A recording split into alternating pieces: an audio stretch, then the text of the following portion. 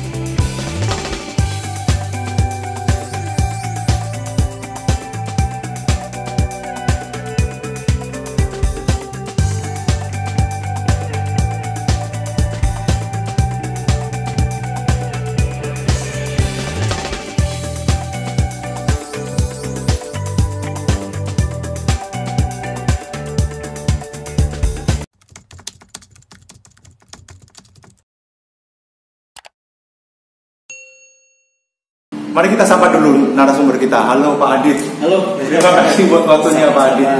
Ini awal mulanya ini buat diecast ini dari mana Pak? Jadi kalau mungkin saya sedikit koreksi ya. Diecast itu kan medianya. Oke. Jadi kalau istilah seperti ini namanya custom diecast. Custom diecast. Custom diecast. Awal mulanya kenapa sih kok tertarik custom diecast? Awalnya semuanya nggak sengaja sebenarnya. Jadi sebenarnya kalau saya mengawali koleksi diecast, saya mulai umur 3 tahun. Saya suka diecast mulai 3 tahun. Tapi kalau saya ditanyain mulai kapan melakukan custom diecast, itu saya tahun 2015. Itu cuma sekedar untuk hobi. Jadi saya punya hobi fotografi. Terus saya lihat diecast ini kalau dilihat cuma ya gitu-gitu aja kayak mainan gitu kan. Jadi tiba-tiba punya ide nih. Kalau saya utak-atik gimana gitu kan. Nah kebetulan saat itu memang di Indonesia nih ya, itu nggak banyak orang yang bikin custom diecast yang temanya rustic. Itu jadi satu pembeda lah. Saya ingin bikin suatu hal yang memang beda dari yang lain seperti itu. Spesialis di rustic. Spesialis di rustic. Nah nggak tahu kenapa waktu itu tahun 2017 kalau nggak salah. Itu ada announce secara resmi ya, Mesco Custom Contest dari pabrikan di metal ya, dia bikin metal. Jadi benar-benar pabrikan di Amerika dia bikin lomba waktu itu seluruh dunia. Jadi untuk masuk awal aja itu ada sekitar kurang lebih 5.000 sampai 7.000 peserta. Dari seluruh dunia. Dari seluruh dunia. Cuman dipilih sekitar 10 orang setiap tema. Nah kebetulan waktu itu salah satunya saya masuk di situ. Orang Indonesia. Ada teman sekitar 3 orang waktu itu dari Indonesia. Yang lainnya dari Amerika, Eropa, dan sebagainya seperti itu. Nah, dari situ mulai istilahnya banyak boleh ini masuk nih. Saya waktu itu sebenarnya nggak terima untuk commission gitu kan. Saya cuma bikin ya kayak saya ini seperti itu. Nah, karena melihat ada peluang tersebut, mulailah saya coba untuk bikin lagi dari yang kemarin awalnya cuma untuk hobi. Akhirnya saya coba. Waktu itu ada beberapa orang yang memang tinggal di Bali, punya customer bule. Dia minta tolong saya, coba dong bikin setiap bulan waktu itu kalau nggak salah sekitar 20 mobil. 20 mobil. Ya saya nggak mengiyakan, tapi pokoknya saya coba. Akhirnya dari situ saya lihat loh kok potensi bisnisnya ini ada ya. Jadi ada value yang memang ini potensial banget sebenarnya di luar sana gitu. Awalnya nggak pernah menduga di situ. Nah sehingga karena adanya potensi itu tadi, ya saya gimana caranya untuk skill up saya sebenarnya gitu. Jadi belajar lagi, terus lihatlah gimana sih perkembangan diecast ini di dunia sana gitu itu. Ternyata gila emang. Pasarnya besar banget. Bahkan sampai sekarang ini masih terbuka lebar untuk mungkin teman-teman yang mungkin penasaran nih mau terjun bisnis di bidang custom diecast seperti apa, itu sangat terbuka sekali seperti itu. Nah dari situ saya mulai custom diecast ini seperti itu. Nah ini awalnya ini digambar dulu atau gimana konsep-konsepnya? Nah, misalnya saya ingin modifikasi satu mobil ini, Pak Adit ini gambar dulu atau langsung ya saya kerjakan gitu? Macam-macam sebenarnya. Jadi polanya custom diecast ini banyak macam. Kalau semacam yang paling mudah buat saya itu adalah pada saat saya membuat karya yang memang kehendak saya. Jadi ya lihat itu aja lah, saya bikin yang ada di pikiran saya, intinya seperti apa, saya konsep sendiri. Tapi saya nggak pernah, uniknya saya sama sekarang ini nggak pernah menggambar dulu sebelum jadi cuma ada di dalam bayangan. Iya. Wow. Sama sekarang saya nggak pernah mengkonsep, kecuali kalau itu commission, dia minta bikin replika. Betul. Oh minta gambarnya seperti ini, oh modelnya seperti ini, oh banyak pakai ini, baru saya ngikutin contoh yang ada seperti itu. Itu bahkan lebih mudah sebenarnya. Lebih mudah daripada kalau kita mengkonsep sendiri seperti itu. Karena tuntutannya kalau saya sih sejauh ini setiap saya bikin custom diecast selalu one of one. Jadi nggak pernah bikin 2 kali seperti ini, nggak pernah. Jadi one of the kind. Iya. Jadi kalau saya punya Pak Adit ini, saya bisa dijamin bahwa saya tidak ada barang lain. Betul, selain itu tadi. Tadi selalu uniknya di situ. Saya pikir orang itu lebih dari sekedar ini barang koleksi, tapi ini sebagai suatu karya gitu. Sehingga orang yang membeli customan saya ini itu bukan membeli sekedar mainan, tapi ini sebuah karya. Ini apakah selalu basicnya dari mobil yang sudah ada seperti yang pertama kontes itu kan asalnya dari mobil yang sudah ada. Apakah semua karya Mas Adit ini berdasarkan dari mobil yang ada atau bisa benar-benar dari nol? Kalau pada prinsipnya untuk custom diecast yang paling umum itu memakai bahan yang sudah ada. Tapi kalau ditanyakan apakah mungkin untuk bikin dari nol, bisa. Jadi contohnya kalau ini kan ini kebetulan 3D printing ya. Jadi kita gambar, kita punya tim untuk gambar manual dulu. Jadi kita cetak, habis itu kita bikin semua sketchbook nih. Jadi detail, jadi bukan kita sepenuhnya itu beli dan sebagainya, enggak. Jadi kita bisa bikin buat sendiri seperti itu dari awal. Bahkan sekarang udah istilahnya teknologi udah bagus ya. Jadi banyak teman-teman yang di Indonesia pun sudah berusaha mulai bisa mensuplai membuat velg sendiri, ban sendiri, skala home industri seperti miniatur seperti ini. Betul seperti itu. Jadi basically apapun bisa dikerjakan sebenarnya seperti itu. Asal pokoknya kita punya gambaran seperti apa, kita bisa bikin seperti itu. Jadi misalnya seperti kalau misalnya netizen datang dengan satu konsep bahwa saya kepingin, let's say saya ingin buat becak, karena sekarang becak udah langka ya. Saya ingin memori tentang becak, datang ke Mas Adit, bisa. Tidak ada keterbatasan apa yang nggak bisa dilakukan. Semua bisa. Wow. Jadi tinggal nanti sama customer kita punya kesepakatan seperti apa secara nominal dan sebagainya. Kalau itu worth kita kerjakan. Tapi kalau enggak kita nggak kerjakan seperti itu. Gitu. Ya kebetulan kalau kebanyakan yang sekarang ini berada di kita ngomongin secara worldwide ya, itu unik banget sebenarnya. Jadi setiap negara tertentu itu punya keunikan masing-masing. Dia punya mobil mana sih yang sering dipakai oleh mereka yang seperti itu. Apalagi mereka kalau punya memori tentang mobil-mobil tertentu. Betul. Jadi justru kalau saya secara pribadi lebih suka mendapatkan job itu dari orang yang membeli memori. Jadi dia bukan beli karena suka otomotif, suka diecast itu masih biasa. Tapi kalau dia ngomong memori itu luar biasa buat saya. Contoh dulu saya pernah bikin customer dari Amerika. Dia ngomong saya mau bikin suatu kado buat ayah saya. Mobil apa saja gitu kan? Mobilnya waktu kalau salah Morris Minor. Kenapa kok harus bikin itu? Karena mobil itu menyimpan banyak memori waktu ayah saya kecil sama kakeknya dan sebagainya. Wah itu jadi suatu hal yang luar biasa pada saat mereka menerima. Iya. Dia bisa membeli, ya bukan membeli lagi ngomongin diecast, tapi memori itu tidak betul tidak ternilai. Betul. Jadi ada lagi yang pernah ngomong, dulu ayah saya punya bengkel, mobilnya VW ini, warnanya ini. Dia senang di situ. Cukup dengan foto bisa? Bisa. Wow. Bisa. Ya kalau kita kan sistemnya asistensi ya, jadi nggak setiap berapa kali progres itu kita kasihkan foto ke customer seperti itu. Jadi maupun basic dari mobil yang sudah ada, maupun dari nol, benar-benar nol, atau bahkan cuma dari foto aja bisa dikerjakan. Bisa gitu. Ini kalau boleh tahu, range harganya berapa sih? Kalau harga ini saya bedakan jadi dua ya. Jadi memang kalau sekarang ini kan pasar saya ada dua, yang di dalam negeri ataupun di luar. Jadi kalau di dalam negeri rata-rata saya jual harganya kisaran 750 sampai 1 juta. Oke. Tergantung kerumitannya seperti apa, terus bahannya seperti apa. Oke. Terus kalau di luar saya rata-rata masih jual $100. $100? Iya. Untuk per mobil? Per mobilnya. Oke. Kalau untuk pemesanan waktu pengerjaan berapa lama? Pemesanan rata-rata kalau sekarang ini saya kasih tempo waktu itu 2 minggu paling lama. Paling lama 2 minggu. Paling lama 2 minggu. Cepat juga ya? Ya itu termasuk cepat. Ya, jadi cepat. kalau rata-rata kalau kebanyakan orang bikin sekarang ini satu mobil bisa mereka menghabiskan waktu sekitar 1 bulan. Ya karena sekarang saya sudah punya tim.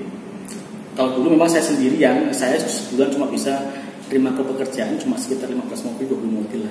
15 mobil sampai 20 mobil satu bulan? Ya itu dulu. Kalau sekarang ini udah mencapai 50 sampai 70 piece mobil. Wow. Bisa selesai. Itu meskipun dari awal, dari nol? Ya. Dari semua secara total ada sekitar 50 sampai 70 mobil yang bisa dikerjakan. Lebih susah mana ya? Dari awal, dari nol, atau custom dari mobil yang sudah ada di pasar? Paling susah malah justru yang udah ada. Yang udah ada? Ya, kenapa? Karena kita harus mengubah dari yang sudah untuk ada, itu effortnya lebih gede. Contoh misalnya dia minta dikasih mesin ini nih, dipotong mesinnya, bikin mesin lagi, kita bikin sendiri lagi. Awalnya nggak ada mesin nih, kita bisa tambahkan mesin sendiri. Mereka minta mau pintunya dibuka, bisa kita bikin 2. Meskipun awalnya pintunya nggak dibuka? Nggak dibuka. Betul. Bisa seperti itu. It's crazy man. Jadi tinggal kalau ngomongin rata-rata kesulitan sebenarnya secara rata-rata sih sama sebenarnya. Kalau kita ngomongin seperti itu, cuman yang effortnya kalau lebih besar mana ya memang yang dari yang memang sudah ada itu yang biasanya orang-orang kan maunya ini kaunya beda selisih 1 tahun 2 tahun, grillnya beda nih, kita sesuaikan lagi kan, kita bikin lagi sebagainya seperti itu. Luar biasa sekali ya. Saya benar-benar waktu lihat di Instagramnya Pak Adi, jujur ya, sorry sebelumnya saya nggak percaya kalau ada orang di Indonesia, apalagi di Surabaya yang bisa buat seperti ini. Saya lihat ini kayak luar biasa banget gitu loh. Ternyata orangnya ada yang buat ternyata di Indonesia dan di Surabaya lagi. Luar biasa sih. Jadi kalau kita ngomongin dunia custom diecast tuh Indonesia tuh menjadi salah satu parameter loh di dunia. Oh iya? Ya. Jadi terakhir kemarin saya juga baru dari Malaysia nih, jadi juri di sana untuk apa? Lomba ya. Kemarin di sana saya diajak sana untuk juri lomba. Ya, memang kalau kita lihat secara, kalau saya kan sudah sering juri di Indonesia seperti apa, itu memang kalau dilihat secara skill memang orang Indonesia lebih hebat ya. Cuman mereka nggak pernah bisa saya open-minded untuk bisa dijual keluar dan sebagainya, masih belum kesana. Gitu. Ya mungkin teman-teman seharusnya sih udah mulai bisa memikirkan pasar yang lebih luas lagi. Iya, karena mungkin di luar sana lebih dihargai lah. Betul. Seperti ya kita mau ngomong sejujurnya bahwa di Indonesia ini banyak sekali kreasi seperti Jepara, ukiran, Bali dan sebagainya. Betul. Tapi justru yang bisa menikmati malah orang-orang di luar negeri. Betul. Mereka lebih bisa menghargai. Benar. Terus bahkan kenapa pasarnya berkembang ke sana gitu, bukan ke dalam negeri sendiri. Betul. Sementara di luar sana pun mengakui bahwa Indonesia jadi salah satu tolak parameter diecast custom yang ada di dunia. Rules untuk bikin istilahnya untuk skema penilaian itu orang Indonesia yang menjadi salah satu yang punya parameter sendiri seperti itu. Ada berapa jurusan? Ini kan plastik. Banyak. Kalau untuk genre untuk custom diecast banyak. Mulai yang paling populer di Asia Pasifik nih, ada GDM, jadi semacam mobil sport Jepang kan ya. Japan domestic market seperti itu. Terus kemudian ada off-road. Kebetulan saya nggak mau off-road. Ada Rusty, ada kelas fantasi, ada kelas off-road. Jadi ada sekitar kurang lebih 10 lebih lah genre itu. Dan itu bisa berkembang masing-masing. dan setiap customizer itu punya ciri khas masing-masing. Nah itulah letaknya kita ngomongin kalau udah kelasnya istilahnya seperti artisan ya, semacam kita kayak pelukis lah, kita punya kanvas nih ya, seperti itu. Ya, seperti jalan juga ada yang ilusionis, ada yang benar ya betul seperti itu. Jadi uniknya di situ, dan pasar itu sangat terbuka sekali sebenarnya gitu. Baik di dalam negeri ataupun apalagi kalau di luar negeri seperti itu sangat bagus sekali. Keren sih, keren. Nah, saya tahu juga dari Pak Adit, kalau saya nggak salah nih, Pak Adit juga membuka kursus ya, yang bagi netizen yang ingin ikut membuat seperti gini, Pak Adit ada menyediakan fasilitas untuk belajar. Betul. Jadi kalau sekarang ini saya sebenarnya open class sebenarnya. Kalau dulu memang kebanyakan kita bikin workshop bareng-bareng banyak, tapi selama pandemi ini sebetulnya mungkin lebih dibatasi ya. Jadi kebanyakan saya lebih banyak terima untuk private workshop. Jadi kalau pengalaman cerita aja sih, paling jauh dulu peserta saya itu dari Brunei. Sampai ke sini sampai saya tanya, kenapa kamu kok harus belajar ke saya begitu? Karena di sana nggak ada. Nggak ada yang ngajarin. Begitu dia kesini sekitar 5 hari, dia pulang ikut lomba, dia juara. Menang. Serius. Jadi saya bilang gitu ya, saya seneng. Jadi bukan kesana ya. Kalau saya lebih sukanya kan sharingnya di situ kan. Kita bisa berbagi. Oh ini loh genre yang saya bawa seperti ini. Jadi bisa semakin istilahnya ya dikenalkan di sana seperti ada style yang seperti ini ternyata seperti itu. Akhirnya mereka mulai mengerti yang seperti itu. Sama kalau di lokal juga seperti itu. Beberapa kali saya diundang untuk bikin workshop sebagainya, seperti itu sih. Ini sama seperti pelukis ya. Dalam arti ya harga bukan menjadi kepuasan, tapi bagaimana orang melihat dan menghargai hasil karya ini memberi suatu kepuasan tersendiri bagi Pak Adit. Apalagi bisa membangkitkan seperti memori, something like. Jadi kalau saya sih lebih arahnya kan gini, saya nggak mau cuman ngomongin ini secara bisnis gitu. Jadi saya harus membuat suatu hal yang memang ini menjadi suatu istilahnya barang yang mereka ini memang benar-benar mereka itu bisa menikmati loh. Jadi setiap customer saya usahakan memang dia bisa, hanya orang yang memang mengerti itu yang mau membeli, dan mereka paham ini sebuah karya seni, bukan lagi kita ngomongin ini diecast lah, kayak karya seni yang sangat luar biasa menurut saya. Jadi apalagi kalau kalau dari luar bule itu, wah mereka udah nggak bisa ngomong apa-apa lagi. ini bukan lagi ngomongin ini diecast, is the art. This is very Jadi kalau bule begitu dia udah cocok sama karya kita, itu dia bisa datang berulang-ulang. Karena emang unik sih. Jadi apalagi custom, one of the kind. Tidak ada orang yang punya selain itu, karena Mas Adi tidak pernah membuat karya lebih dari 2 kali, lebih dari 1 kali, lebih dari 1 kali. Nah ini bagi netizen yang kepingin tahu nih, Mas Adi, Pak Adi, kalau kepingin pesen atau kepingin beli karyanya Pak Adi, karena memang luar biasa, tidak umum lah. Saya nggak bisa dapetin ini di luar kan? Bisa cari di mana Pak Adi? Untuk sementara ini saya jualan cuma di Instagram saya di Adit Pradana ya. Jadi nanti kalau mau order langsung bisa DM. Soalnya kadang kalau komen aja saya nggak bisa baca karena notifikasi juga banyak sekali.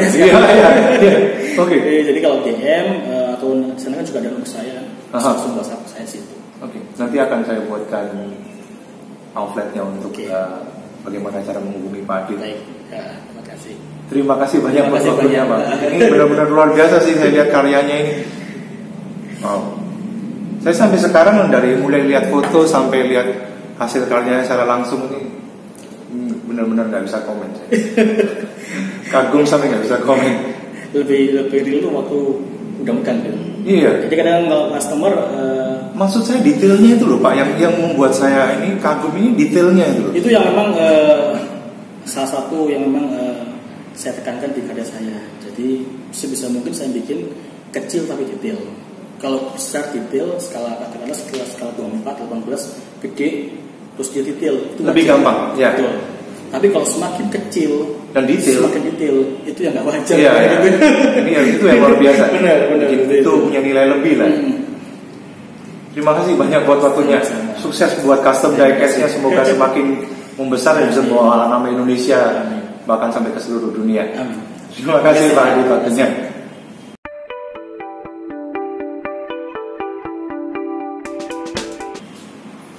Beginilah pembicaraan kita dengan narasumber kita Pak Adit dengan karyanya yang luar biasa. I'm really amazed with this, and I'm not really expect that someone from Indonesia can make something like this. It's really amazing.